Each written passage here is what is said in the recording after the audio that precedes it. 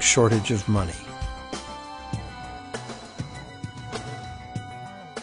The fourth violation is the violation of natural law by the law of contracts, which confers automatic legitimacy of title on any contract if the contract is sold to a third party for valuable consideration. This violates the principle that one cannot give better title to something than one has. But perhaps the biggest fraud of all is that most of the people who produce the real wealth of the world are in debt and at risk of losing everything they have worked for to bankers who fabricate money out of mere promises to pay. And where does this leave us? We are hostages in an economy that must grow faster and faster to keep up with an ever-growing money supply, or the entire system collapses in ruin. The money system as currently structured refuses to recognize that the real economy is limited by the capacity of the planet to provide the raw materials and waste disposal services the economy needs. The planet is finite, and therefore it should be obvious that the economy cannot grow at an accelerating pace forever. Our current money system runs like the bus in the movie Speed. It could not slow down or the bomb planted on the bus would go off. And our situation is even worse, because the rate of debt creation must forever accelerate or the entire economy crashes. The notion that infinite, perpetually accelerating growth is possible is the great fallacy of modern economics. It is a fatal delusion born of greed. An economic, social, and environmental crash of unprecedented proportion is surely inevitable, and this monetary system is utterly and hopelessly incapable of adapting to it. No wonder monetary reformers around the world insist that the entire monetary system needs to be rebuilt from the ground up.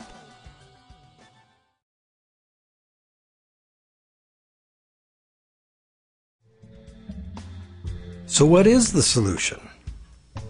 One idea many people suggest is to return to the days when money was backed by gold. Gold, they argue, is the true money because it's inherently valuable. The underlying principle here is that money should be a commodity that is valuable due to its scarcity, as gold is scarce. As a general rule, those who hold this view of money also believe that money should exist independent of government. Another school of thought, diametrically opposite, is that the creation of money should be the exclusive prerogative of governments. Government, which represents all the people, should spend money into existence in the public interest, thus backing the currency with what it was spent on. Having taken back the power to simply spend money into existence, government would never need to go into debt or pay interest.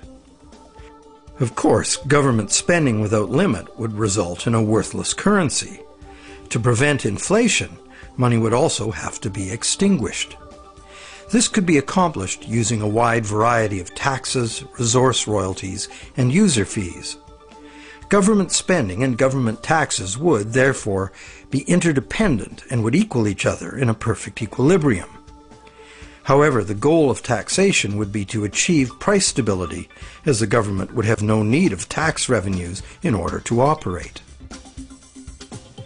Over the centuries, both the gold-based system and various government credit money systems have been used, with the gold-based system prevailing well into the 20th century. This wasn't because government credit money didn't work. It did within the country itself, where it was accepted in payment of taxes. But until the invention of modern currency exchanges, international trade had to be carried out in gold. In addition, gold has had an almost supernatural fascination for humans for a very long time. We've been conditioned for millennia to think of money in terms of portable inherent wealth, as in gold coins. However, this is not the only way to think of money, nor in the era of runaway debt money is it any longer accurate. Money is, at its root, an idea that humans invented in order to turn simple subsistence into complex civilization. It's the development of money that made possible specialization of labor and the indirect exchange of goods and services. Throughout money's evolution, from direct barter to standard trade goods, and on to standard coins, to paper promises of precious metal, to digital promises of paper cash, and now to digital promises to pay digital promises. Throughout this long evolution, the prevailing idea has always been to achieve greater flexibility by using convenient and secure promises to pay instead of money itself. The problem with promise to pay money has always been that it provides a golden opportunity to cheat, to create more promises than there is real stuff to back those promises up.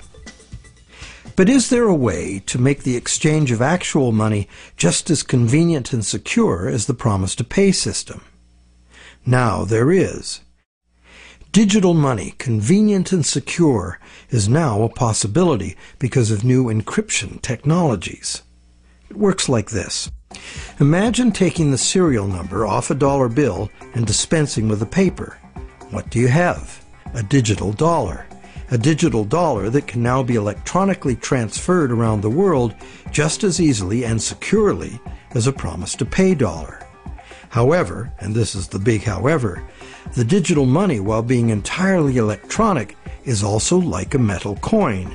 It can never be in two places at once. Thus, the multiplication of promises can be prevented by insisting on actual payment in cash, paper or digital.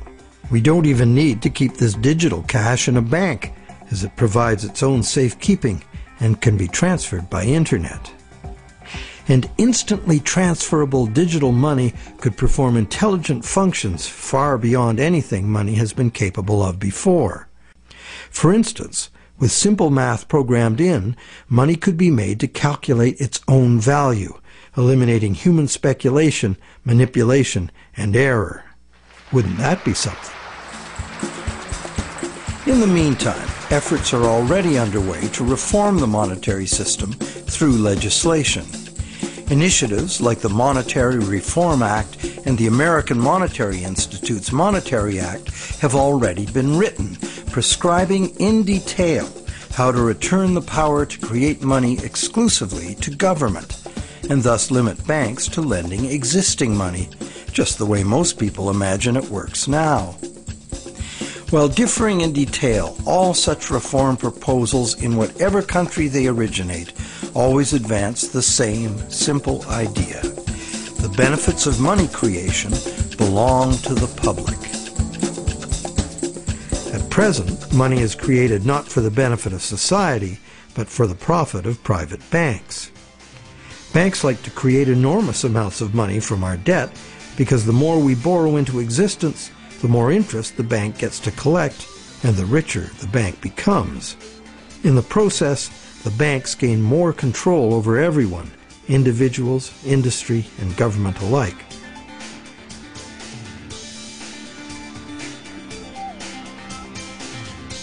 Abundant money too often leads to speculative asset bubbles that make insiders rich.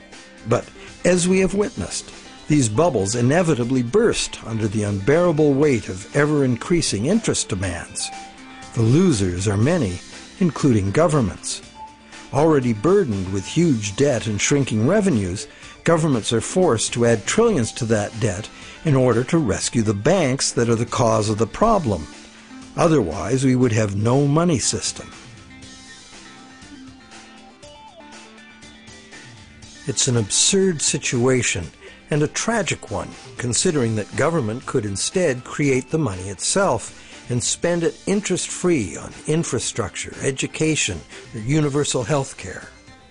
And most of that debt-free money would enter the economy as wages, circulating through all levels of society for everyone's benefit. This kind of abundant money would fund a reinvigorated, productive economy in which the savings of the people could fund honest loans of real existing money. At its root, money is a means by which we exchange real value. Without real value in the world, money is nothing. As we have seen, it's the real world that makes the loan, not the bank. We the people, in conjunction with the material blessings of the natural world, are the source of all real wealth. Therefore, money creation and its benefits belong to the public, not to private bankers. And what about interest? As we have seen, interest poses an arithmetic problem. And it's a problem that can only be solved in three ways. 1, defaults and foreclosures. 2, perpetual growth of the money supply. Or the preferable and only other solution, 100% recycling of interest as spending. But such full recycling could only be accomplished by nationalizing the banking industry in the public interest. For example, interest earnings from public service banking could be paid to all as a citizen's dividend. Or it could be used to fund government in place of taxes, as was done successfully in colonial Pennsylvania. And that's just one instance of a society that organized its monetary system differently. There have always been alternatives, and there are alternatives now. What the evolution of money really teaches us is that the real measure of money's value is, very simple, its usefulness as money. And there are several different ways to create useful money. For instance, money can simply be an individual's private promise to pay, a pledge of one's own product or service, as in such community currencies as the let system or time dollars.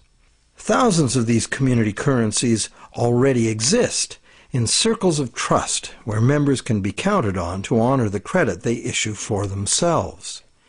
And such community currencies can be a lifesaver in the event of a catastrophic collapse of the conventional banking system. When money shortages or hyperinflation disrupt trade and bring economic standstill, a working community currency can sustain a local economy. Are such proposals radical? You bet. But there are unprecedented challenges before us. No longer can exponential growth allow us to sustain a monumental debt that must ever increase to prevent the house of cards collapse of the whole system.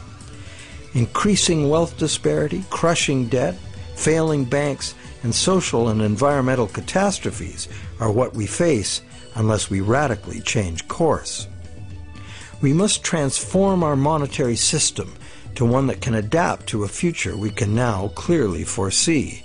To begin, we must examine monetary system designs that can deal with widespread economic shrinkage without inducing mass foreclosures and bankruptcies. But what can you do right now? Well, right now there are people and organizations around the world that understand the problems and the injustice of today's monetary system, and you can join them in their effort to bring about the fundamental changes we need. It's time to talk to our friends. A financial crisis is the ultimate teachable moment. When bankrupt banks have to be bailed out by the governments the banks were formerly lending to, the contradictions, the fraud, and the fatal flaws of the current system are laid bare for all to see. But the solutions are there to see too if we look. We cannot afford business as usual. Making adjustments to the current system will not save us. The changes we need to make are radical and dedicated to the good of all, not the profit and control of a few. To make these changes, we must leave behind our outmoded assumptions and misplaced faith. We must face the challenge of a complete transformation. Reality calls.